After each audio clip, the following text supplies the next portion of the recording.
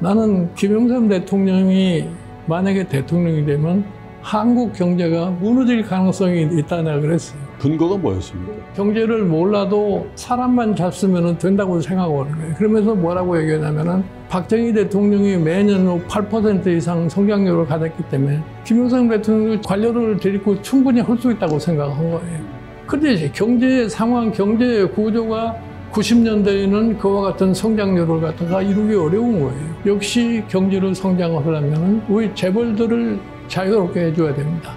그러니까 결국 가서 규제 풀어가지고서 금융규제 풀으니까 과잉부채, 과잉투자 나타난 거 아닙니까? 김영삼 대통령의 소위 국정운영의 결과라는 거 뭐냐면 6.25 사변 이후에 최대 국난이라고는 IMF 사태를 갖다가 가져오게 된 거 아닙니까? 한국 현대 정치사의 생생한 기록을 여러분과 함께 하고 있는 순서죠. 김종인 대표님과 함께 하고 있는 김종인의 시대의 기록 5번째 시간을 여러분과 함께 하겠습니다. 대표님 어서 오십시오. 네, 안녕하세요. 명절 긴 연휴도 있고 해서 오랜만에 뵙게 되는 것 같습니다. 지난 시간까지 이제 노태우 정부 때 얘기를 그때는 굉장히 활발한 참여자셨기 때문에 보사부 장관과 또 경제수석 이런 굉장히 중요한 일을 많이 하셨고 특별히 이제 북방 정책에 관여하셨던 비하인드 스토리까지 재미있게 말씀을 해주셨는데 노태우 정부의 뒤를 이은 정권이 김영삼 정권입니다. 공식적으로는 첫 번째 문민정부라고 그렇게 명칭을 했었는데 그때는 잠깐 좀 회고해 주십시오. 그 정권을 창출하는데 굉장히 우여곡절이 많았었던 걸로 기억합니다. 나는 사실 노태우 대통령을 경제수석으로 모시면서 내가 여러 분야에 대한 공고를 많이 했는데 사실 노태우 대통령이 대한민국 민주화에 과도적 정부의 역할을 하지 않았습니까? 그랬으면은 대한민국의 새로운 소위 민주질서를 확립하기 위해서 노태우 정부 이후에는 새로운 인물이 등장을 해가지고서 소위 나라를 끌고 가야 된다고 하는 것이 내 개인적인 이른바 삼김시대가 아닌 소신이었어요. 그래서 노태우 대통령 제가 권하기를 지금 서로 갈등 구조에 있었던 사람들은 다음 정부를 이어가서는 안 된단 말이야. 그래서 이 대한민국의 민주주의를 새로 정착시킬 수 있는 새로운 세대가 등장을 해야 되지 않겠느냐 하는 이런 주장을 나는 쭉 했었어요. 근데 당시에 소위 기득권을 가진 정치 세력들이 그거를 용납을 안 하는 거예요. 그러니까 노태우 대통령이 초기에는 그런 방향으로 가야 되겠다고 생각을 하다가 마지막에 가서는 역시 과거 구정치인들의 그런 설득에 못 이겨가지고서 이제 이 새로운 후보자를 선택을 하는데 거기에 이제 선택을 받은 사람이 김영삼 민자당의 대표가 선정이 된 거예요. 그냥 그 당시에도 사실은 대통령 경선 과정에서 박태준 씨라든가 이종찬이라든가 이런 사람들이 경쟁자로 대두를 했는데 사실은 어떤 의미에서 보면은 당시에 김영삼 대표가 당내에게 이렇게 확고한 지지 세력이 없고 오로지 자기가 데리고 온 민주계밖에 없었기 때문에 정상적인 경선을 해가지고는 사이 후보로 지명되기가 굉장히 어려운 그런 상황에 있었어요. 당내 세력과 역학관계상 소수파였다는 거죠. 그런데 이제 그러는 과정 속에서 그 당시에 3당 합당의 한 축이었던 김종필 씨가 한동안 칩거 생활을 하면서 나타나지 않다가 마지막 판원에 노태우 대통령을 만나가지고서 김영삼 지지를 선언하고 나왔어요. 이제 그렇게 되니까 노태우 대통령도 역시 마찬가지로 김영삼 쪽으로 기울어져 있고 그럼에도 불구하고 박태준 씨 이런 사람들이 만만한 사람이 아니었다고요. 그런데 이제 그거를 김영삼 씨 쪽에서 노태우 대통령한테 여러 가지 압력을 행사를 해가지고서 결국은 노태우 대통령이 박태준 씨를 주저앉힌 겁니다. 이제 그러고 나서 이제 경선자로 유일하게 남은 게 이제 이종찬 씨였는데 이종찬 씨는 역시 뭐 군 출신이고 그렇기 때문에 이제 그 당시에 분위기가 군 출신은 안 된다 하는 이런 분위기였기 때문에 네.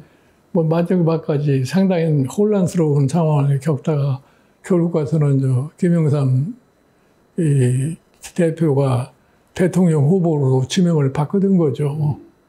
근데 어쨌든 그 민자당의 탄생, 그러니까 그 3당 합당이라는 그 사건이 사실은. 근데 사실은 이 3당 합당이라고 하는 것이 그러면 어떻게 이루어졌느냐. 예. 노태우 대통령이 여소야대 상황을 맞이해가지고서 예. 국정 운영이 상당히 어려운 상황에 처한데 그래도 그나마 한 2년 동안은 잘 버틴 거예요. 그런데 이제 그때 초기에는 결국은 88 올림픽 끝나고 나면은 전국이 좀 안정되지 않겠나 하는 이런 생각을 했는데 88 올림픽이 끝난 이후에도 계속 전국이 혼란스럽고 이제 그런 와중에서 전두환 전 대통령이 백담사로 갈 수밖에 없는 그런 상황에 처하게 된 겁니다. 네. 이제 그 이후에 노태우 대통령께서 야, 이제는 여소야대 상황을 더 이상 끌고 갈 수가 없다고 생각하니까 이제 노태우 대통령 주변에서 활동하던 소위 김윤환 씨니 이런 사람들이 당시에 뭐 안기부장하던 서동건 이런 사람들이 주축이 돼가지고서 이제 합당을 이제 모색을 한 겁니다. 정치공학적인 해법을 제시한 거군요. 그렇죠. 예. 그래서 초기에는 김종필 씨의 신공화당하고만 합당을 해도 국회 다수를 확보할 수 있으니까 그래 가다 이렇게 했는데 또 이제 김종필 씨 생각에서는 자기 혼자만 합당한다는 것이 좀 어색했는지 김영삼 민주당 쪽을 같이 끌어들였으면 좋겠다. 그게 이제 JP의 역할이었죠. 그렇죠. 그리고 이제 김영삼 씨의 경우에는 대통령 선거에서는 자기가 노태우 후보 다음에 2등을 했는데 총선에서 보면 자기가 3당으로 떨어져 버렸단 말이에요. 네. 그러니까 제1야당의 목도 차지하지 못하고 하니까 본인으로서는 상당히 좀 불안한 이런 생각이 들고 그렇게 해가지고서는 사실 자기가 목적한 바 대통령 당선이 어렵겠다고 생각하니까 이제 김영삼 씨가 뭐 여러 가지 협의를 하는 과정 속에서 3당 합당에 동의를 하게 된 거예요. 그렇게 해서 이제 3당 합당하는 이 과정 속에서 뭐 제일 역할을 많이 한 사람이 당시에 김윤환 허주라는 이분이 주 역할을 갖다 많이 해가지고서 결국은 3당 합당을 갖다 보게 됐는데 그 3당 합당을 하는 과정 속에서도 기본 원칙이 없이 합당을 할 수가 없으니까 처음에 내세운 것이 뭐냐면 내각제를 전제로 한 소위 3당 합당을 갖다 한 거예요. 거기에는 사실은 김종필 씨도 찬성하고 사실 노태우 대통령 쪽도 찬성을 한 거예요. 왜냐하면 1987년 개헌을 할 적에 당시 민정당의 개헌의 주 권력 구조가 뭐가 있냐면 내각제를 하겠다고 그런 거예요.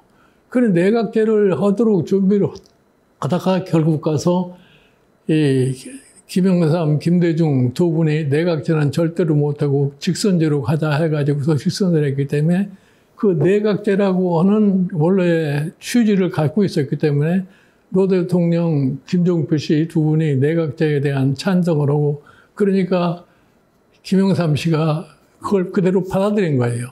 3당 합당에 권력 구조를 갖다가 내각제로 하겠다고 하는 것을 가지고 합의를 해가지고 서로 각서까지 쓰고서 그러고서 합당을 한 겁니다.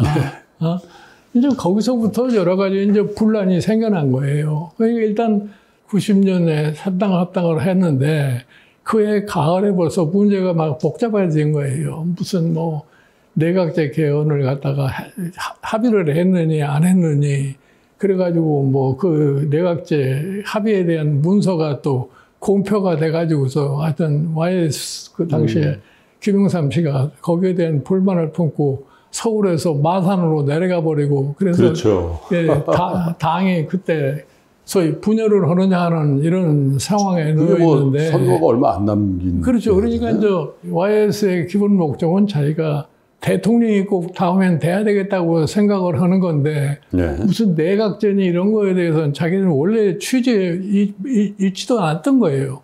본인은 내각제를 찬성을 해서 3당 합당한 것이 아니라 그건 형식적으로 3당 합당을 하는데 찬성을 했지만 내심적으로는 그거를 배격하는 그런 입장에 있었기 때문에 네. 거기서 분란이 일어난 거예요.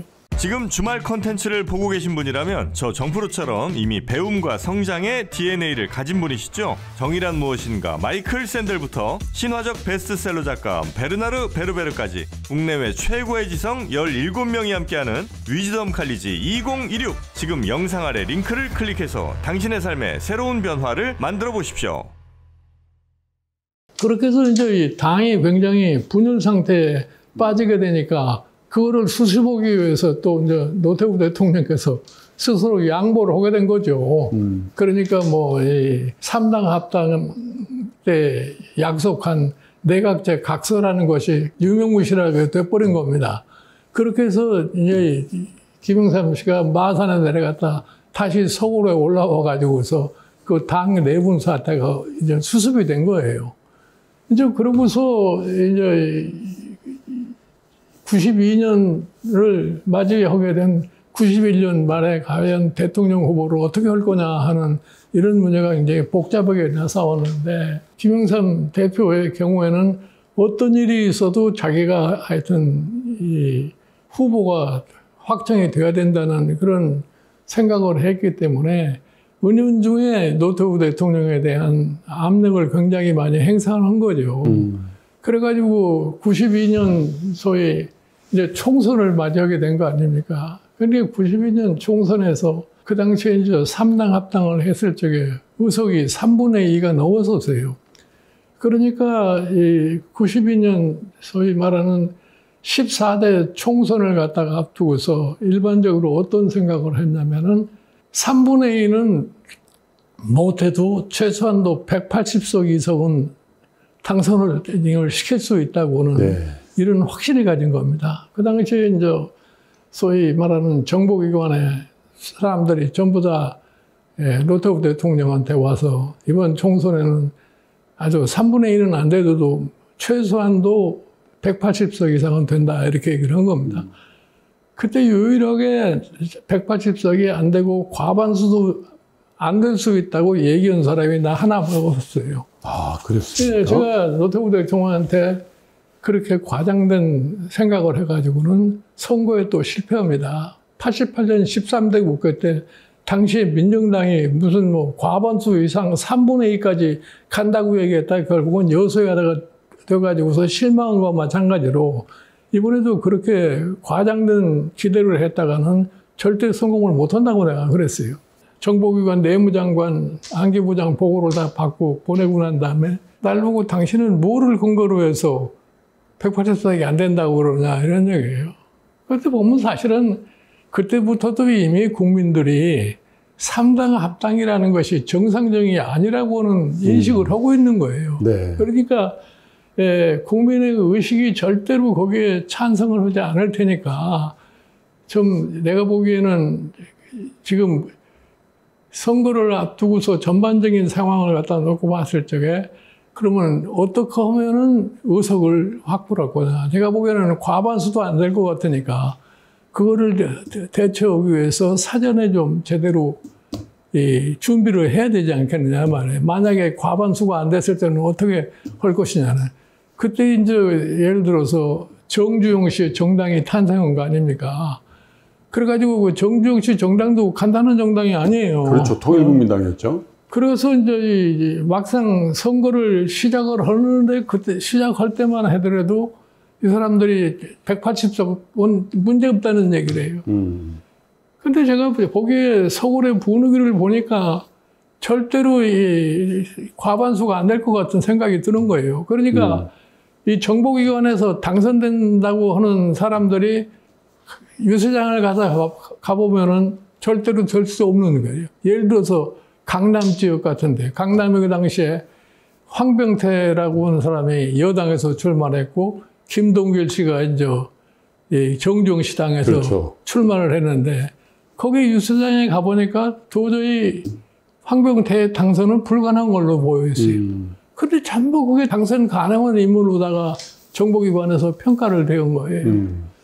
근데 이제 사실은 선거 전날만 하더라도 이 정보기관의 장들이 와가지고 대통령한테 안심을 시키는 얘기를 갖다가 하는 거예요. 그러나 그 막상 선거를 뚜껑을 열어보니까 과반 의석에 미달되는 형태를 갖다가 그랬죠. 보여주지 않았어요. 예. 그래서 제가 사실은 이 노태우 대통령한테 선거 기간 중에 뭐라고 얘기를 했냐면은 과반수가 안 됐을 적에 우리가 그거를 채워주기 위해서 무소속 당선에 가능한 사람들을 갖다가 억압을 할 게 아니라 후원을 좀 해서 그 사람들이 당선되면은 저희 입당하게 만들자. 그러니까 대통령이 나보고 그럼 네가 그러면 그런 사람들의 명단을 한번 가져봐라 이런 얘기를 해요. 그러니까 이제 사실은 당시에 민주당에 공천을 받으려다가 공천이 안 돼가지고서 무소속으로 출마한 사람들이 꽤 많이 있었어요. 네. 그 중에서 한 17명 가까이를 갖다가 명단을 적어다 드렸어요. 이 사람들을 절대로 억압을 하지 않는 것이 나는 현명하다고 생각합니다. 근데 막상 투표 결과를 놓고 보니까 그 중에서 한 15명이 당선이 된 거예요. 무소속으로. 예. 그래서 사실은 과반수가 안 되는 숫자에다가 그 중에서 14명을 다시 입당을 시켜가지고서 그냥 과반이 넘겨니까 네. 별로 문제가 없이 14대 국회가 출범할 수 있는 이런 모양이 된 겁니다. 여대야소가 된 거네요. 그래가지고서 뭐 여소야다를 갖다가 피할 수 있는 계기를 삼은 거죠. 그러니까 대표님은 그때부터 경제수석하고 보사부 장관 하시지만 이 선거에 관련된 책략가로서 이미 활동을 하고 계셨던 거네요. 아니 나는 사실은 그러니까 이런 얘기가 우스운 얘기지만 네. 내가 사실은 초등학교 5학년 때부터 선거 유수장을 뛰어댕겨 봤어요. 할아버님? 예, 그때도 보면은 내가 이대국 국회의원 선거 때부터 그걸 봤는데 예. 유수장에 가서 이렇게 슬쩍 보면은 대개 당선자가 누구라고 하는 것이 거의 확연하게 드러나요. 그러면 그 사람이 될 겁니다 하면 그 사람이 꼭 되더라고요. 그런데 사실은 보면은 이 14대 국회 같은 경우를 볼 것 같으면은 일반 국민의 여론이 민주당이 절대 다수가 되면 안 된다고 하는 이런 인식이 깔려 있기 때문에 더군다나 또 정주영 시켜서 큰 바람을 일으키고 하다 보니까 그게 거의 불가능한 거라는 게 뻔히 보이는데 우리 소위 정보기관 눈에는 그렇게 안 보였던 거죠. 근데 제 기억에도 그때 정주영 그 현대 회장이 출마를 해가지고 바람이 엄청 세게 붙어가지고 그렇죠. 그래서 김동길 교수도 마찬가지로 네. 자꾸 한 그 이주일 씨라든지 이런 사람들이 막 그렇죠. 대거 당선이 됐잖아요. 그래서 그 정주영 씨 정당이 그건 30몇 석인가를 아마 당선을 시킨 거예요. 네. 그리고 이제 결국 그 힘으로 대선에 출마하게 되고 그랬던 거죠. 그 대선에 출마해서 실패한 게 또 여러 가지 또 그분이 정치인이 아니었기 때문에 예. 대선에 실패하고 난 다음에 당을 관리를 안 해서 그 당이 뿔뿔이 헤어져 버리고 말았는데. 그때 저도 기억나는 게 옆에 그 현대사옥 옆에 천막 치고 예. 그랬더니 천막 당사 비슷하게 해놓고서 농성하고 그랬잖아요. 그러니까 사실은 제가 늘 강조합니다만은 우리 유권자라고 보는 사람들이 그렇게 몽맹하지가 않아요. 대개 정치 상황 판단에 따라서 과연 어떻게 표를 던져야지 한국 정치가 정상으로 갈 수 있다고 하는 것에 대한 인식이 상당히는 많다고 생각을 해요. 근데 대표님, 그때 그 3당 합당 전에 사실은 노태우 대통령의 합당의 의지를 DJ에게도 전달이 돼서 논의가 있었다. DJ하고도 합당을 갖다가 사전 탐지를 했죠. 예. 그래 TJ는 절대로 응하지를 않으니까 할 수가 없었던 거고 그러니까 DJ하고 합당을 시도하는 것처럼 보이니까 거기에 김영삼 씨가 적극적으로 덤볐던 거죠. 그리고 노태우 정부에서 그 권력이라는 측면에서 물론 이제 권력의 서열이 있습니다만은 박철원, 그러니까 처조카가 되는 셈이죠. 그 박철원 씨의 그 역할 그리고 박철원 씨의 대망론도 그때 잠깐 있었던 거 아닙니까? 초기에는 사실은 박철원 씨의 영향이 검사 출신이잖아요. 굉장히 컸죠. 예, 예. 그리고 사실은 노태우 대통령이 13대 국회에서 여소야대를 만들게 된 거는 그전까지는 한 지역에서 두 사람이 당선되지 않았어요. 예. 그랬는데 그거를 소선거구제로 바꿈으로 인해 가지고서 결국은 여소야대가 온 겁니다. 그러니까 대통령 선거를 하면서 지역적으로 완전히 분할이 됐잖아요. 네. 호남은 김대중, 그다음에 충청도는 김종필, JP, 예. 그다음에 영남은 김영삼 이렇게 네. 논아진 거 아닙니까? 경상남도 부산 해가지고. 그러면은 그렇게 해서 소선거구제로 했을 적에는 의석이 뻔히 보이는 거예요. 그런데 그 노태우 대통령 주변에 있는 사람들이 뭐라고 얘기를 했냐면은 소선거구제로 가면은 3분의 2 의석도 가능하다고 이렇게 착각을 한 거예요. 그렇게 해서 결국 가서 선거를 해보니까 여소야대 현상을 실현할 수밖에 없었던 거죠. 그러니까 이 권력을 잡은 쪽에서는 선거를 앞두고서 항상 막연하게 자기네들이 승리를 할 수 있을 거라고는 이런 착각에 빠지는 거예요.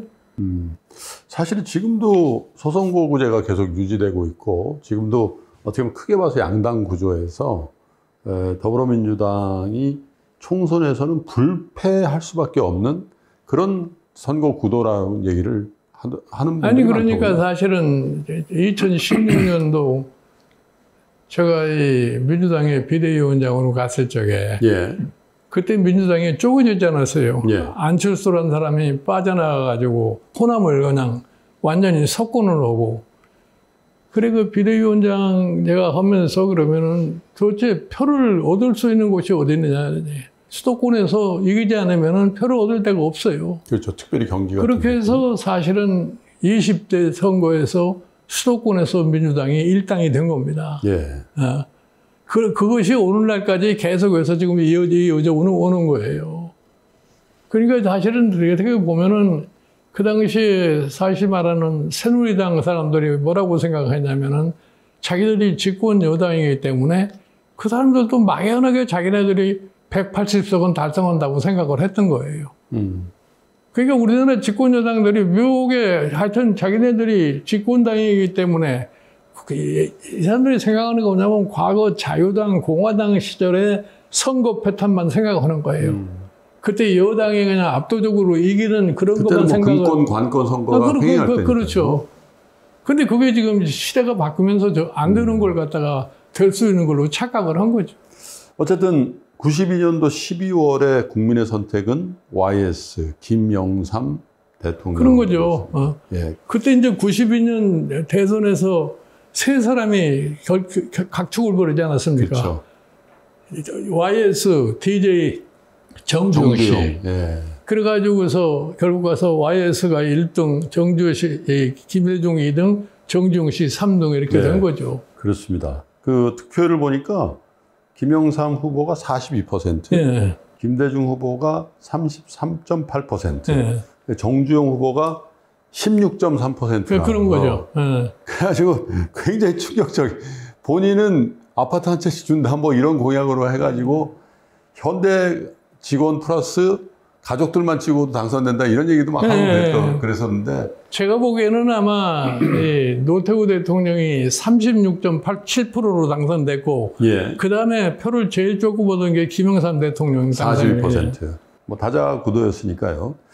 근데 어쨌든 당시로는 그 3당 합당 되기 전까지 야당 그러니까 민주화 세력의 양대 축이라고 하면은 영남의 YS, 호남의 DJ 이렇게 돼 있었는데 이게 어떻게든 대통령이라는 그 한 자리를 놓고 엄청나게 오랜 시간 경쟁을 하다가 결국 YS가 대통령이 됐단 말이죠. 근데 그게 어떻게 보면 정치력이나 이 승부사로서의 기질이 더 뛰어난 거냐 아니면 목적을 위해서는 수단 방법을 가리지 않는 내가 보기에는 목적을 위해서 수단 방법을 가리지 않은 거죠. YS는 그렇죠. 그러니까 사실은 어떤 의미에서 보면은 YS가 자기네들이 흔히 얘기하는 군사정권하고 야합을 한 거죠. 근데 어쨌든 이렇게 대통령이 된 다음에는 초반에 엄청난 국민적인 지지를 받습니다. 특별히 하나의 척결이라든지. 처음에 문민정부라고 하는 타이틀을 하니까 뭐 지지율이 80% 이상 되고 그랬던 기억이 나요. 처음으로 민간인이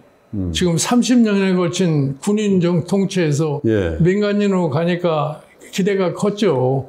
그래서 사실은 지지도가 굉장히 높았던 거라고요. 그래서 지금 생각해도 역사 바로 세우기라는 그 제목 하에서 중앙청을 이제 아니 나는 그거는 좀 뭐 역사 바로 세우기라고 하는 것은 뭐 자기네 구호로 내세운 건지 모르지만 김영삼 대통령의 경우라는 거는 내가 사실은 김영삼 대통령이 30대부터 내가 잘 알아요. 내가 이제 20대 중반 무렵에 내가 김영삼 대통령이 우리 집을 자주 찾아왔기 때문에 내가 그때서부터 잘 아는데 그거는 특기가 있어요. 어떤 특기가 하여튼 있어요? 즉흥적으로 뭐를 결심을 해가지고서 시행하는 데는 재주가 있는 추진력과 순발력이 있군요. 그러니까 내가 저희 독일서 공부를 하고 돌아와서 체육관에서 가끔 만나 뵈면은 왜 그렇게 운동을 열심히 하십니까? 이렇게 물어보면은 건강이 최고야. 건강하면 뭐든지 다 할 수 있어. 그러니까 사실은 그분이 흔히 얘기하는 머리는 빌리면 된다고 얘기하는 거 아니에요. 근데 내가 보기에 노태우 대통령하고 노태우 대통령 후임으로 김영삼 대표를 갖다가 대통령 후보로 확정을 하고 난 다음에 내가 그랬어요. 과연 김영삼 대통령이 나라 운영을 할 수 있겠느냐. 나는 노태우 대통령한테 늘 얘기하는 게 김영삼 대통령이 만약에 대통령이 되면 한국 경제가 무너질 가능성이 있다 내가 그랬어요. 그러니까 무슨 근거가 뭐였습니까? 근거가 뭐냐. 아주 비판적으로. 이분은 어떤 생각을 하고 있냐면은 자기가 경제를 몰라도 사람만 잡으면 된다고 생각하고 하는 거예요. 그러면서 뭐라고 얘기하냐면은 박정희가 뭐 잘나서 경제가 잘 되는 줄 아느냐. 관료들이 다 해서 된 거다 이런 얘기예요. 그러니까 자기도 얼마든지 그렇게 할 수 있다 이런 생각을 하는 거예요. 그러니까 솔직히 얘기해서 김영삼 대통령이 대통령에 당선되고 나서 박재윤이라는 서울대학교 경제학과 교수를 경제수석을 시켜가지고 그 사람이 야전 침대를 청와대에 갖다 놓고 밤새껏 신경제 100일 계획을 만든 거예요. 박재윤이라고. 박재윤 교수님. 그 신경제 100일 계획이라는 게 뭡니까? 사실은 우리나라 경제가 70년대, 80년대 들어오면서 90년대 들어와서는 옛날과 같은 그런 성장률을 가져올 수가 없어요. 박정희 대통령이 매년 8% 이상 성장률을 가졌기 때문에 김영삼 대통령도 자기도 뭐 관료를 데리고 충분히 할 수 있다고 생각한 거예요. 그 신경제 100일 계획을 하면서 김영삼 대통령이 추진한 게 뭐예요? 자기도 연간 8%씩 성장을 하고 그다음에 퍼캐피타 GDP 10,000불을 맺는다고 한 거 아닙니까? 그런데 경제 상황, 경제 구조가 90년대에는 그와 같은 성장률을 갖다가 이루기 어려운 거예요. 그러니까 이제 이 신경제 100일 계획이면서 관료들한테 8% 성장을 어떻게 하면 되느냐 이렇게 물었을 거 아니에요? 그러니까 뭐 손쉽게 답하는 것이 뭐냐면은 역시 경제를 성장을 하려면은 우리 재벌들을 자유롭게 해줘야 됩니다.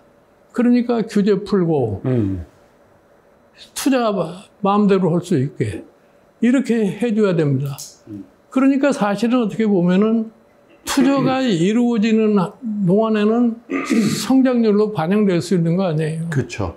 그리고 결과는 생각하지 않는 거죠. 그러니까 결국 가서 규제 풀어가지고서 금융규제 풀으니까 대출 마음대로 갖다 쓸 수 있게 하고 대출 마음대로 갖다가 투자 마음대로 하게 된 거 아니에요. 그렇죠. 그러니까 과잉 부채, 과잉 투자, 결국 가서 과잉 시설이 나타난 거 아닙니까? 이것이 결국은 IMF 사태의 근본 원인을 제공한 거죠. 그리고 퍼캐피타 GDP 10,000불이라는 것은 환율 조정을 어떻게 하느냐에 따라서 10,000불이 될 수도 있고 10,000불 안 될 수 있는 거 아닙니까? 근데 94년도에 이미 일본 엔화도 달러 대비 평가 절하가 돼 있고 중국의 유엔화도 결국은 달러 대비 평가절하를 많이 했단 말이에요. 근데 우리는 퍼캐피타 GDP 10,000불을 유지하기 위해서 평가절하를 못한 거예요. 그러니까 원화 강세를. 그렇죠.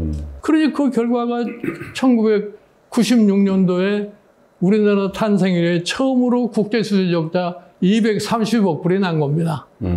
그게 IMF 바로 직전이죠. 그렇죠. 그러니까 결국은 우리가 뭐라고 그랬어요. 뭐 제가 생생하게 기억하고 있습니다만은 96년 말에 이미 한국에 소위 말하는 외환의 위기가 올 거라고 하는 먹구름이 끄기 시작한 거예요. 국제수지 적자가 230억 불 되니까. 그런데 그 이후에 97년에 초서부터 들어가서 뭐하냐. 우리나라의 연구기관, 정부, 소위 말하는 경제를 잘 안다고 하는 전문가들, 이 사람들이 좀 뭐라 하냐면 대한민국은 절대로 외환위기 안 온다고 그러는 거예요. 그런데 실질적으로 그해 7월서부터 태국이 무너지고 인도네시아가 무너지기 시작을 했는데 그때만 하더라도 이 사람들이 뭐라고 그러냐면 대한민국은 경제의 펀더멘탈이 튼튼하기 때문에 네. 태국과 인도네시아 같은 사람은 절대로 안 온다고 그런 거 아닙니까? 불과 몇 달 안 가서 네. 밝혀질 거짓말이었어요. 그런데 결과적으로 11월 달 들어서 보니까 도저히 견딜 수가 없게 돼서 결국은 12월 초에 IMF에 부탁을 하게 된 거 아니에요. 그리고 결국 가서 IMF 사태라는 것이 나니까 퍼캐피타 GDP가 얼마가 됐냐면은 7,000불 아래로 떨어진 겁니다. 그러니까 노태우 대통령이 김영삼 대통령한테 경제를 넘겨줄 적에 우리나라 퍼캐피타 GDP가 7,500불이 넘었어요. 그게 결국은 10,000불 달성한다는 게 10,000불을 달성한다는 게 고사하고 7,000불 아래로 내려가는 그런 형태를 보이는 거예요. 그러니까 사실은 김영삼 대통령의 최종적인 소위 국정 운영의 결과라는 거 뭐냐면 6.25 사변 이후에 최대 국난이라고 하는 IMF 사태를 갖다가 가져오게 된 거 아닙니까? 사실 외환위기에 대한 부정적인 평가는 김영삼이라는 우리나라의 어떻게 보면 정치사의 한 획을 그은 정치인이자 또 어쨌든 대통령이 된 정치인 김영삼에게는 정말 말년에 치욕적인 그리고 그 치욕적인 결과가 우리 국민의 대부분에 대해서 제 뼈아픈 고통을 오늘날 한국 지금까지도 한국의 경제사회 구조가 이렇게 왜곡된 모양을 보인 것이 뭐냐면 우리가 IMF 사태를 겪었기 때문에 그렇게 된 거예요. 그러니까 이게 건장한 청년이었다가 IMF를 겪으면서 뭔가 내상이 있는 중년이 돼버리는 이제 그런 변화, 경제적으로는 그랬던 것 같은데 그래도 초기에 하나회의 이 척결 그리고 금융실명제의 도입 이런 것들은 굵직굵직한 정책들을 과감하게 했던 거로 기억을 합니다. 나는 그렇게 생각을 해요. 뭐 하나의 척결이라는 것은 군부 내에 정치적인 조직체를 없앴다고 그러니까 뭐 그건 뭐 좋은 업적을 내겠다고 난 생각을 해요. 예. 그러나 하여튼 우리가 이 광주 민주화 운동을 겪으면서 군인이 더 이상 정치에 개입할 수 있는 시대는 지났다고 봐요. 그러니까 뭐 하나의 척결로 인해서 군이 정치에 참여할 수 없게 됐다고 하는 논리는 그냥 그대로 받아들이기 힘든 거고 그다음에 이제 실명제의 경우는 사실은 전두환 대통령이 1982년도에 한번 하려다가 못했고 그다음에 노태우 대통령 시절에도 뭐 하다가 그걸 못하게 됐고 내가 사실은 그 실명제를 당시에 여건하에서 해서는 안 된다고 궁극적으로 반대했던 사람이에요.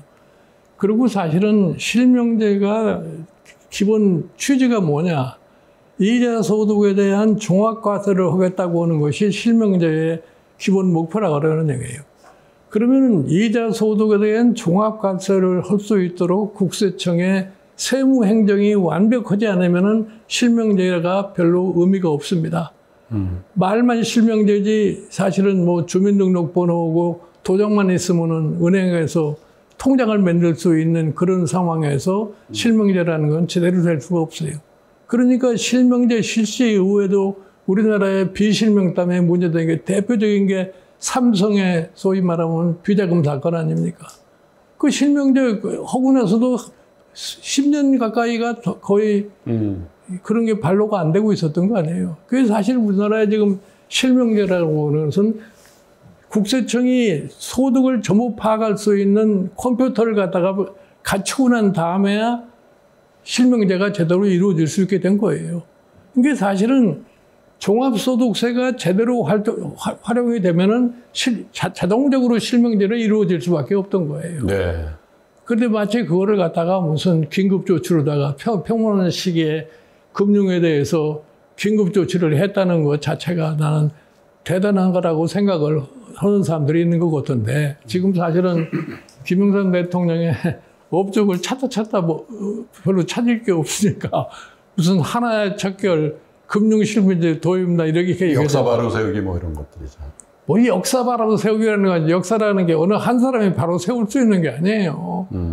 참 김영삼 대통령은 그 영욕의 정치인이 아니었나. 나는 김영삼 대통령은 이렇게 봐요. 그 양반이 젊은 시절에 일찌감치 국회의원이 되지 않았어요. 그렇죠. 사실 김영삼 대통령이 국회의원 될 때는 피선거권도 없는 상황에서 국회의원이 된 거예요. 어떻게 그렇게 됐죠? 그러니까 이제 뭐 그 피선거권을 가지려면 몇 달 모자랐는데 국회의원이 됐는데, 그래가지고 자유당의 국회의원이 된 겁니다. 그 자유당에서 그분이 사실은 4.4.5 개헌에 찬성을 하고서 그러고 난 다음에 자유당을 탈당을 한 거예요. 1955년도 민주당이 탄생을 할 적에 민주당에 들어간 거예요. 그래가지고 민주당의 신파, 구파 이렇게 논아졌을 적에 사실은 밖에서 새로 들어간 사람이니까 신파 쪽에 갔어야 될 사람인데, 그 당시 신파의 젊은 사람으로서 제일 힘이 셌던 사람이 누구냐면 이철승 씨예요. 네. 그분이 너는 뭐 자유당 하던 놈이 모아가지고 우리한테 올라고 그래가지고 안 받아준 거예요. 그 구파를 받겠군요. 그러니까 이제 구파 그때 신파한테 세 가지 모질할 때예요. 그러니까 이제 구파에 가가지고서 유진산 씨 쪽에 이제 합세를 한 거죠. 그래가지고 이제 그 사람이 4대 국회 때는 낙선을 하지 않았어요. 부산에서. 그래가지고 이제 4.19 이후에 5대 국회에 이제 들어가가지고서 사실 5.16 박정희 대통령의 5.16 때문에 잘한 정치인이 우리나라에 두 사람이에요. 김영삼하고 김대중이라는 사람이. 그 전까지만 하더라도 아주 기라성 같은 정치인들이 야당에 많이 있어가지고 뭐 그걸 뛰어넘을 수가 없었는데, 그 사람들이 다 정치 활동에 뭉껴있고 이러는 사이에 5대 국회에서부터 그분들이 득세하기 시작을 한 거죠. 그리고 김영삼계 DJ계가 네. 탄생하게 된 배경이 그런 거죠. 그렇게 이제 김영삼 DJ 탄생이라는 것은 소위 40대 기술론이라는 게 나오지 않았어요. 김영삼 씨가 제일 먼저 40대 기술론을 들고 나오니까 이제 그 다음에 이제 이철승 씨 같은 사람도 거기에 합세해서 같이 나와가지고서 결국은 김대중 세 사람에서 40대 기술론을 갖다 하다가 1979. 당권 경쟁을 했잖아요. 어? 이렇게 당권 경쟁을. 당권 경쟁을 했죠. 그러니까 원내대표 경쟁도 여러 번 했는데 김대중 씨가 김영삼 씨를 한 번도 이겨본 적이 없어요. 그래서 가지고서 40대 기술론을 내세우고서 김영삼, 김대중이가 처음에 이제 붙었는데, 다들 생각에는 김영삼 씨가 지명을 받을 거라고 생각을 했어요. 근데 의외로 1차 투표에서 김영삼, 김대중, 이철승이 해가지고서 김영삼 1등, 김대중 2등, 이철승 3등을 했는데, 결선 투표를 할 적에 이철승 씨가 김대중 쪽에 합세 혐의로 인해가지고서 김영삼이가 진 거죠. 네. 77개. 그게 그 유일한 패배 아니었나요? 네? 정치인으로서 DJ와 YS 간의 정치적인. 그렇죠. 거기에서 처음으로 이제 경선을 갖다 한 거죠. 김영삼 정부에 대한 평가가 좀 갈리는 가운데 대표님은 글쎄 물론 이제 뭐 몇몇 정책을 한 바는 있습니다만은 무엇보다도 우리나라가 어쩌면 6.25 동란 이래로 가장 큰 국난을 맞았던 게 외환위기 상황 아니었습니까? 또 최근에 사실 외환시장도 좀 불안하게 움직입니다. 미국과의 관세 협상에 어쨌든 우리 국부가 나가야 되는 게 기정사실화되기도 했고, 1997년도 겨울이었습니다. 저는 다행인지 불행인지 모르겠습니다만 그때 영국에 유학을 하고 있어서 환율에 직격탄을 맞아가지고 정말 힘들게 물론 한국에 있는 분들이 더 힘들었겠습니다만은 그 IMF 시절에 대표님은 어떤 위치에 있으셨습니까? IMF 사태 직전에 제가 독일 가서 한 3개월 연구를 하고 있었어요. 연구소에 가서. 근데 뭐 그때 와서 보니까 뭐 IMF 사태가 올 거라고 하는 거는 뭐 아주 눈에 뻔히 보였던 거예요. 네. 근데 와서 보니까 뭐 전부 한국의 경제를 안 되는 사람들이 절대 한국은 IMF 안 온다고 얘기를 해요. 당시 우리나라 경제를 많이 참 주도했다고는 남도구 전 총리 같은 경우도 한국에는 절대로 IMF 사태가 안 올 거라고 이렇게 확신적으로 얘기를 했던 거예요. 그러나 여러 가지 여건을 볼 것 같으면은 IMF 사태가 안 올 수 없는 그런 형편이 와 있는데 그걸 결국은 그것까지 우기다가 결국 가서 97년 12월 초에 벌써 IMF에 신세를 지지 않으면 안 되는 그런 상황이 되지 않았어요. 그러니까 한 정권을 갖다 평가할 때 마지막 결과가 나쁘면은 그 정권이라는 것이 평가를 그렇죠. 받을 수가 없어요. 그러니까 실패한 정권이라고 하는 것이 내가 보기에는 대한민국 역대 대통령 중에서 가장 실패한 정권이 YS 정권 아닌가 이렇게 봐요. 정치, 경제 이걸 다 통틀어서. 네. 예. 근데 그때 사회적인 분위기는요, 우리나라뿐만 아니라 전 세계가 세계화라는 화두가 굉장히 강하게 그러니까 사실은 일어났죠. 90년대 들어서 예. 소위 말하는 글로벌라이제이션이라는 것이 세계 유행이 된 예. 거 아닙니까? 예. 이제 그걸 따라서 뭐 우리나라도 뭐 세계화 한다고 이렇게 됐는데 그러니까 우리의 여건이 어떻다고 하는 것을 제대로 파악을 못하고 네. 예를 들어서 OECD 가입이라든가 그러니까 이 길본중은 생각하기에 OECD 가입하면은 무조건 선진국이 된다는 착각을 한 거예요. 또 본인은 그걸 치적이라고 생각하는 글쎄, 거죠. 그러니까 뭐 OECD 사실은 OECD 가입을 80년대 말 90년대 초 제가 이 경제수석을 적에도 OECD에서 와서 자꾸 가입을 하는 권유를 많이 했어요. 그러나 사실은 OECD 가입을 하려는 것 같으면 OECD에서 내세운 조건을 다 충족을 해야 되는데 한국 경제가 그 조건을 충족하고도 괜찮겠느냐는 걸 생각을 해야 되는 거 아니에요? 네. 그래서 사실은 OECD 가입을 미뤄왔던 거라고요. 근데 이제 YS 정권에 들어와서 뭐 OECD 가입이 마치 대한민국의 선진화를 의미하는 것처럼 생각을 해가지고서 네. 그 관계를 풀쳐한 거 아니에요. 그러니까 이제 거기에서 금융 문제 같은 데 굉장히 어느 정도 자유화를 하지 않을 수가 없는 거 아니에요. 신자유주의죠. 예. 예. 그러니까 이제 해외에서 단기 차입이 쉽게 이루어지고 단기 차입을 해가지고서 여기서 장기 대출하고 이제 그런 과정 속에서 그 금리 차이를 먹는 거죠. 네, 그런 거죠. 네, 위험한 단기 차입을 싸게 해가지고, 그렇지. 그죠? 네. 장기 장기 금리로 금융을 한 거죠. 저걸 하니까 네. 여기서 마진이 오니까 그거에 그냥 얼마나 달콤하겠어요. 일 안 해도 거기서 그냥 또박또박 금리 차를 먹으니까. 그런 거 즐기다가 결국 가서 IMF 사태를 만난 거죠. 그러니까 사실은 IMF 사태라는 것이 뭐 어느 날 갑자기 하늘에서 벼락내리치로 온 게 아니고 경제 정책의 실패가 결국은 IMF 사태를 가져왔다고 생각할 수밖에 없어요. 참 지금 생각해 보면요, 그때 상장 기업의 글쎄요, 뭐 절반까지는 안 되고 뭐 거의 한 3분의 1은 다 도산 처리가 되고 그러지 않았을까. 그러니까 IMF 사태로 인해서 우리나라 전통적인 은행이 다 없어졌잖아요. 그러니까요. 여러분 뭐 여기 이 프로그램을 보시는 분들 중에 젊은 분들도 계신데 그때는 조흥은행, 예. 제일은행, 상업은행, 한일은행 이 네 은행 거기다 서울은행, 서울신탁은행까지 해서 요 5개 은행이 메이저 은행이었죠. 그렇죠. 근데 그 은행은 지금 흔적이 없습니다. 그게 다 혼재가 없이 다 없어진 거 네, 아니에요? 물론 제일은행은 그래서- SC 제일은행 명명을 하고 있습니다. 그래서 사실은 살아남은 은행이라는 것이 국민은행하고 주택은행만 살아났잖아요. 주택은행은 사실 서민금융으로 네, 특수은행이었어요. 그러니까 그 사람들이 살아난 이유는 뭐냐? 그 사람들은 서민금융만 담당을 그렇죠. 했기 때문에 지역금융을 안 한 거죠. 살아날 수가 있었어요. 예. 그래 내가 이제 사실은 그 국민은행에 이사장 노릇을 갖다 한 10개월 했는데 예. 그때 국민은행 사람들 불만을 들어보면 뭐냐면 왜 우리는 대기업 상대를 못하게 하느냐는 게 불만이에요. 네. 그러나 그때 그 사람들이 대기업 상대를 안 했기 때문에 네.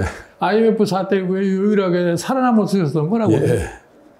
그래서 여러분 지금 KB금융지주라는 데가 서민금융 창구 역할을 했던 국민은행과 서민의 주택 마련을 네.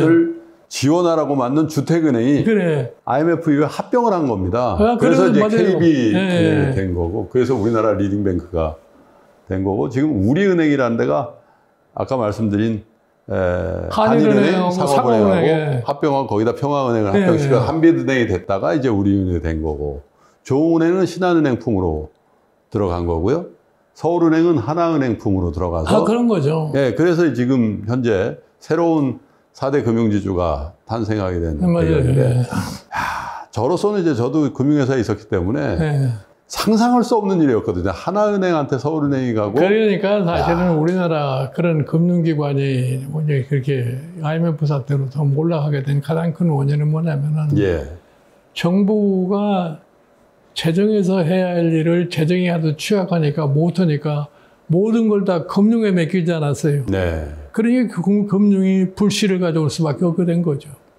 근데 그 은행의 지배 구조가 또 주인이 없다 보니까 그냥 그 위에서 특혜 대출 좀 해주라고 대출을 해주고. 주인이 없어서가 아니라 네. 정부가 하도 압력을 가하니까 방법이 네. 없었던 거죠. 그러니까 사실은 우리나라의 은행이 몰락된 가장 큰 원인 중에 하나가 뭐냐면은 중동건설이에요. 네. 중동건설의 보증을 다 서듣기 때문에 그 뒷차거리 하다가 결국 가서 은행이 내부적으로 불씨를 수밖에 된 거죠. 그래서 뭐 대표적인 보도 사태가 한보그룹이었죠. 네. 엄청난 사회적인 파장이 있었습니다. 그리고 한보그룹의 성장 과정에도 굉장히 큰 흑역사가 또 있었다는 게 사후적으로 밝혀졌는데. 그게 이제 한복 같은 게 처음서부터 권력과 밀착을 해가지고서 클레다고 보니까 이제 그런 사태가 나타나는 거죠. 그 권력과의 유착이라는 게 수소비리 이런 거죠.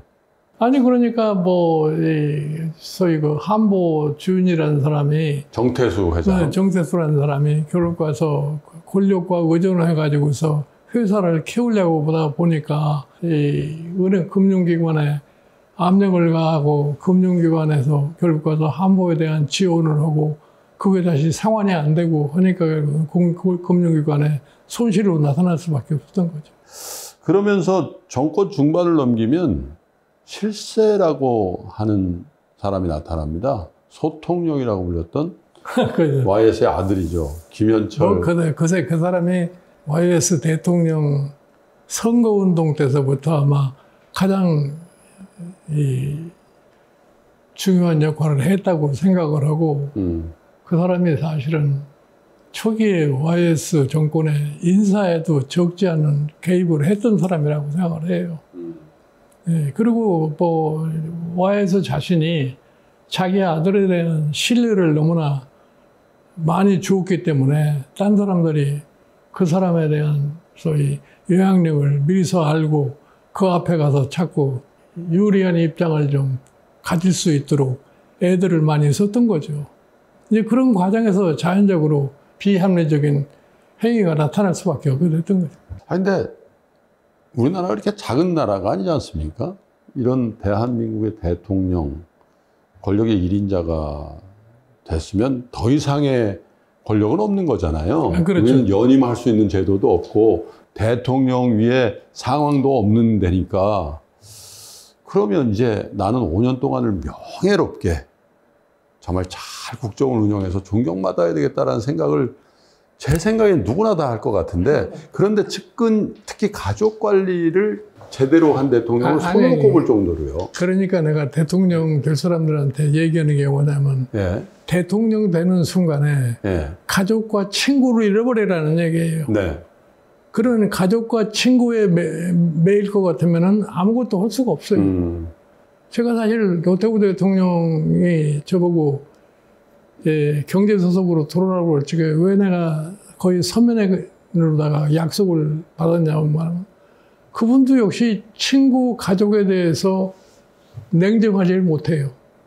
그러니 그 사람들 얘기만 들으면은 뭐 그 사람대로 따라오면은 정상적인 정책을 추진할 수가 없어요. 이 사람들의 영향력에서 벗어나지 못하는 거예요. 그런데 그 사람들하고 만나서 얘기한 거를 갖다가 정책적으로 지시를 하면은 그걸 받아들일 수가 없는 겁니다. 그러다가 안 됩니다, 안 됩니다 해도 그거를 몇 주씩 계속 얘기를 해요. 그러니까 이제 예를 들어서 밑에서 신문을 보는 사람들이 대통령이 집요하게 얘기를 하면은 어떡할 거예요? 따라갈 수밖에 없는 거죠. 그러니까 그거를 집요하게 얘기할 적에 반대로 하려면은 자리에서 물러나오는 수밖에 없어요. 그렇죠. 그 제가 이제 노태우 대통령 그 양반이 나보고 당신은 나 끝까지 같이 가자 그렇게 얘기를 하는데 내가 1년 정도 남겨놓고 저를 내보내시고 그랬어요. 자기가 하고 싶은 게 있는데 약속해 놓은 게 있어요. 불편해지죠. 그거를 내가 못 받아들이겠다고 그러니까 결국 가서 그거 하려면 나를 내보내고서 하는 수밖에 없지 않나요? YS 시절에 기억이 나는 큰 이벤트가 김일성의 사망이었던 것 같습니다. 당시에 사실은 어떻게 보면 그 분단 이후 최초로 남북 정상이 만날 것이라는 기대가 있던 상황에서 갑작스럽게 김일성이 사망하게 되거든요. 아니 그러니까 이제 그 당시에 클린턴 대통령 시절인데 네. 북한의 핵 문제 때문에 북한을 폭격하겠다고 그런 거 아니에요. 예. 그거를 이제 YS 대통령이 전쟁의 위험이 발생할 수가 있으니까 극구 반대한 거 아니에요.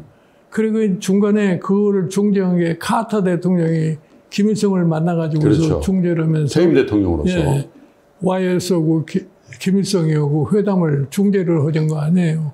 이제 그러다가 결국 가서 김일성이 사망하는 바람에 그게 수포로 돌아가 버린 거죠.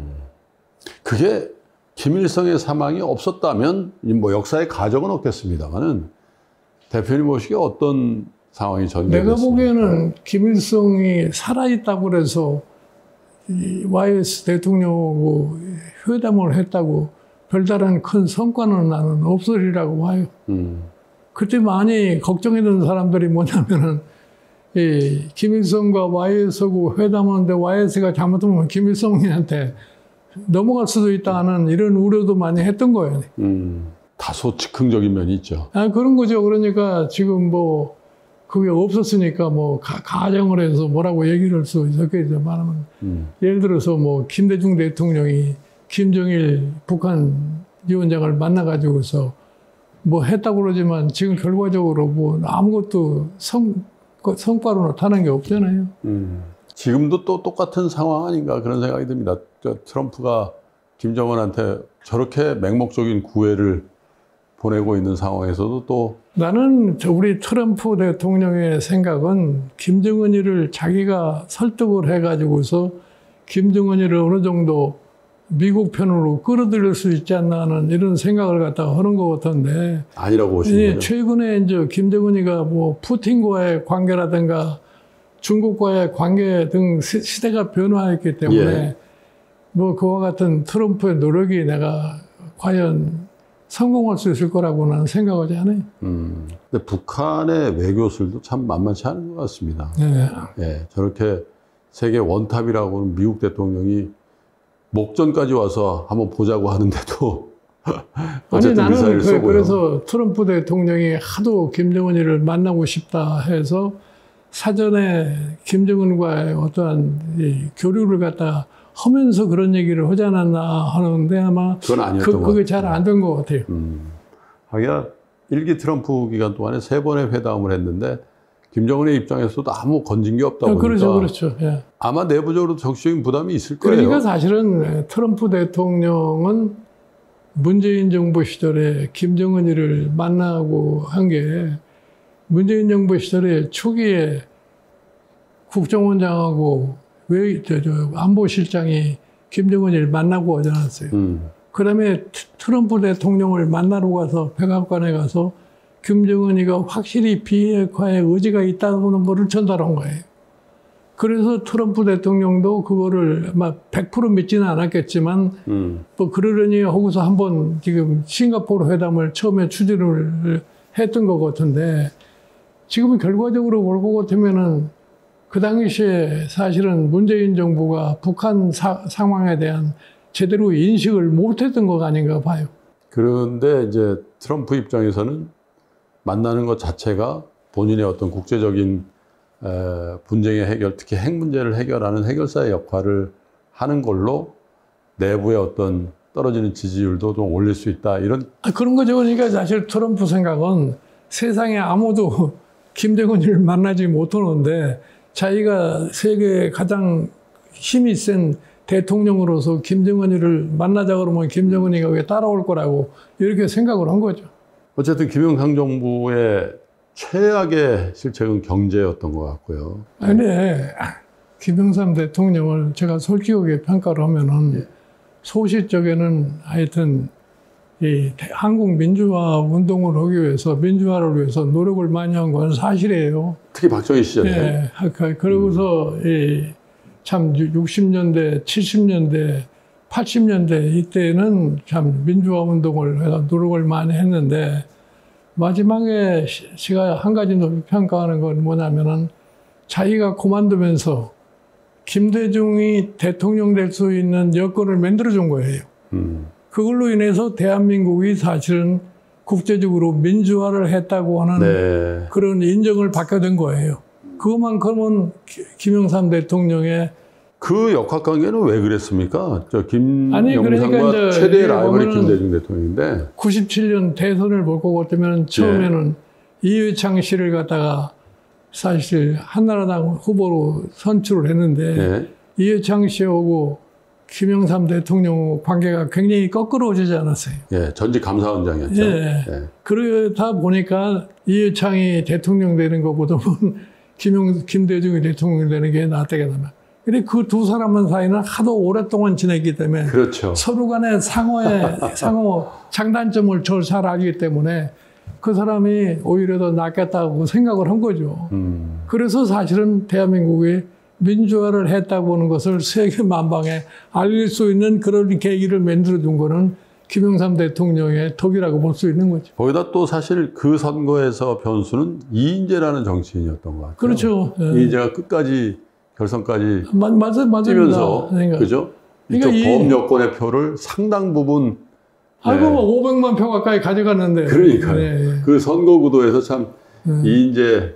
그러니까 이 김영삼 대통령의 업적으로 객관적으로 얘기하면은 젊은 시절에 사실 민주화 운동을 했고 마지막에 가서 대한민국이 실질적인 민주화가 된 나라라는 것을 세계에 알릴 수 있는 대통령을 김대중으로 만들어낸 거에 대한 그 업적은 김영삼 대통령의 업적이라고 봐야 돼요.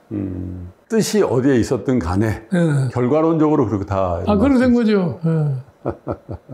김영삼 정치인에 대한 평가는 사람마다 조금씩 다를 수 있고 또 굉장한 팬덤을 가졌던 정치인이기도 하고요. 또 IMF라는 어떻게 보면 아주 치명적인 과오를 남기기도 했는데 김영삼 대통령과 이런 저런 인연으로 뭐 좋아할 기회가 많이 있으셨을 것 같습니다만은 마지막으로 김영삼 정부에 대한 평가 그리고 정치인 김영삼에 대한 우리 김 대표님의 소회랄까 이런 걸 좀 정리하면서 김영삼 정부의 아쉬운 마감을 좀 해야 될 것 같습니다. 그러니까 사실은 김영삼 대통령이라는 분은 정치인으로서는 누구도 따라갈 수 없을 정도의 인스팅트를 가져진 분이에요. 그러니까 상황에 따라서 즉흥적인 반응을 보이는 데는 누구보다도 탁월한 소위 장점을 갖다가 가지고 있는 분인데 그분이 실질적으로 사실은 국가를 운영할 수 있는 능력을 가졌느냐 하는 거는 나는 별개일 거라고 생각을 해요. 공부가 좀 덜 돼 있었다. 그러니까 사실은 본인은 남의 머리를 빌리면 된다고 얘기를 하지만 최소한도 지도자가 머리를 빌릴 수 있는 능력은 있어야 되는데 내가 보기에는 그분은 머리를 빌릴 수 있는 능력은 갖추지 못하지 않았나 이렇게 생각을 해요. 그러니까 뭐 사실은 제대로 일을 할 수 있는 사람을 앉혀가지고 일을 해야 되는 건데 그거를 못했기 때문에 결국 가서 IMF 사태 같은 것을 가져오게 된 거죠. 그러니까 사실은 우리가 1995년 때서부터 사실 경제정책을 보면은 당시 부총리 하던 사람들이 과연 뭐를 했느냐 이런 얘기예요. 경제 상황을 갖다가 파악을 했을 적에. 그리고 그 사람들이 제대로 정책을 잘못해서 결국은 IMF까지 가는 건데 그거를 판단을 할 능력이 없이 사람을 갖다가 앉혀놨기 때문에 결국 가서 실패로 귀결될 수밖에 없는 거죠. 그에 반면에 그 다음 정부를 맡게 되는 DJ 김대중 대통령은 국가 운영을 할 만한 충분한 준비가 돼 있다라고 평가를 하셨습니까? 나는 사실은 김대중 대통령은 선거 기간 동안에 준비된 대통령이라고 이렇게 얘기를 했는데 과연 그분이 준비된 대통령이었는지는 나는 조금 회의적이에요. 예. 솔직히 해서 IMF 사태를 극복하는 과정 속에서 사실 준비된 대통령이라고 할 것 같으면 사람의 준비가 됐어야 되는데 그분은 솔직히 해서 IMF 사태 극복하는데 주 역할을 했던 사람이 김종필 씨가 추천한 강요들이 전부 다 한 겁니다. 그러니까 사실은 김종필 씨가 사실은 김영삼 씨도 대통령을 만들어줬고 DJ도 김종필 씨가 만들어. 그래서 영원한 킹메이커라는 얘기를 듣잖아요. 그런 거죠. 박정희마저도 그런 거죠. 그러니까 대통령이 되게끔. 내가 그래서 김종필 씨의 경우에는 뭐 5.16 혁명의 주체 세력으로서 대한민국 민주주의를 파괴했지만 최종적으로 대한민국의 민주주의를 소생할 수 있게 만들어준 역할을 한 사람이 김종필 씨다 이렇게 생각을 해요. 그게 참 역사의 아이러니한 면이 아닌가 그런 생각이 드네요. 야, 그러고 보니까 어떻게 보면 이 IMF라는 게 국난이라고 할 정도로 경제적으로 우리 국민들을 핍박했습니다만은 정치적으로도 굉장히 의미가 있는 이벤트 아니에요? 정치적으로 보수 세력이 무너지기 시작한 계기가 바로 IMF 사태라고 생각을 해요. 왜냐하면 사실은 이 김영삼 대통령 전까지만 하더라도 기존 소위 기득권 가진 세력들이 아니면은 경제가 안 된다고 생각하지 않았어요. 네. 그 당시에 보면은 DJ가 대통령이 되면은 경제가 무너진다. 또 무슨 저 사람이 뻘건 사람이니까 이념적으로 이상해질 수 있다. 이렇게 일반 국민의 뇌리에 박혀졌단 말이에요. 그렇죠. 그런데 이제 YS 정권에서 이 IMF 사태라고 하는 걸 가지고 큰 국난을 갖다 가져오니까 거기에서 사람들이 생각이 바뀌어져 버렸고. 이 보수가 무능하다. 예. 네.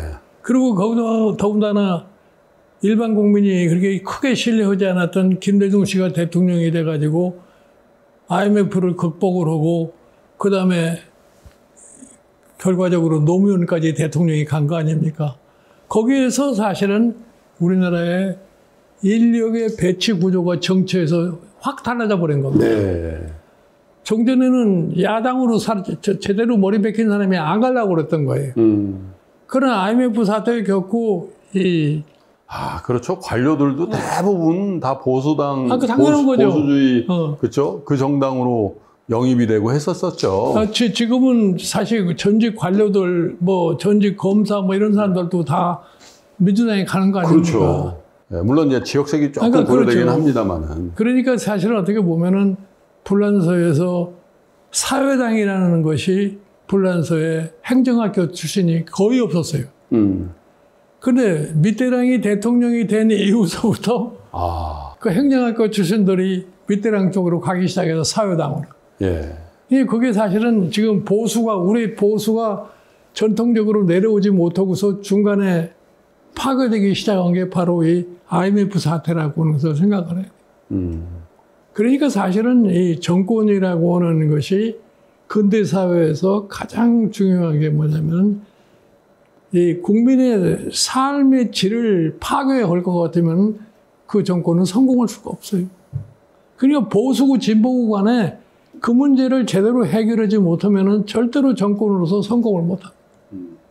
국민이 적어도 안심하고 당연한 거죠. 생활할 수 있도록 네. 생활의 근거를 깨지 않는 그것이 진보 보수를 막론하고 정부가 가장 우선적으로 해야 될 가장 우선적으로 하는 거죠. 근데 이제 마이스 정부는 보수 정부였음에도 불구하고 그 과업을 못한 거죠. 달성을 못했기 네. 때문에 지금까지 역대 정부 중에 아마 김종인 대표님께서는 가장 박한 평가를 할 수밖에 없는, 그러려고 하는 게 아니지만 어쩔 수 없다. 그러니까 일부러 박하게 평가할 게 아니라 네. 결과가 그렇게 나왔으니까 사실은 IMF 사태를 맞이했을 적에 보면 굉장히 소위 미래가 아무런 수밖에 없었던 거 아니에요. 그러니까요. 저는 솔직히 해서 이 정치 이렇게 보면서 느끼는 게 뭐냐면은 왜 이렇게 정치하는 사람이 대통령의 자리에 오면은 그 다음은 생각할 필요가 없잖아요. 그러니까요.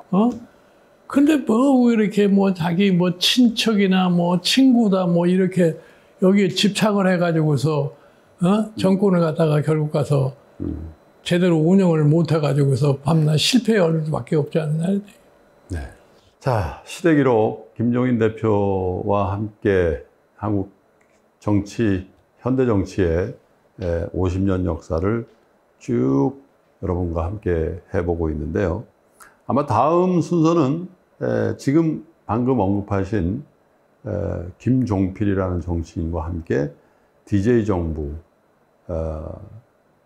탄생과 또한 DJ 정부 역시도 사실 정권의 후반기에 가면 친인척 문제, 아들들이죠. 아들 문제로 좀 퇴색되고 또한 그 기간 중에는 어떤 남북 간의 어떤 대화합이라던가 또 노벨 평화상 뭐 이런 굵직굵직한 이벤트들이 있었습니다만은 다음번 DJ 대통령 정부를 주제로 다시 여러분께 인사를 드리겠습니다. 대표님 감사합니다. 이렇게 적은 금액으로 각 분야의 제일 전문가인 분들의 살아있는 지혜를 들을 수 있다는 게 굉장히 감사하다는 말씀을 너무 드리고 싶었어요. 저는 앞으로 이 위즈덤 컬리지가 계속되면 저는 여생을 함께하고 싶다는 생각을 많이 합니다. 여러분들이 보내주신 뜨거운 성원을 바탕으로 2026 학년도에는 더욱 깊이 있는 강의와 경험을 준비했습니다. 철학, 정의란 무엇인가의 마이클 샌델 교수, 기술, 블록체인과 암호화폐의 철학을 읽어내는 오태민 작가, 창의, 시공간을 넘는 상상력으로 세상을 그리는 베르나르 베르베르 작가, 각 분야 최고의 전문가 17명이 위즈덤 칼리지 2026 학년도 연사로 함께합니다. 지금 신청하시면 교보문고 쌤 12개월, 3프로 멤버십과 지하엔 멤버십 1개월, 교보문고 북 콘서트 초청, 2026년도 3프로 유료 프로그램 최우선 배정 및 특별 할인 적용까지 30만 원 상당의 혜택을 모두 드립니다. 영상 아래 링크를 통해 살펴보세요.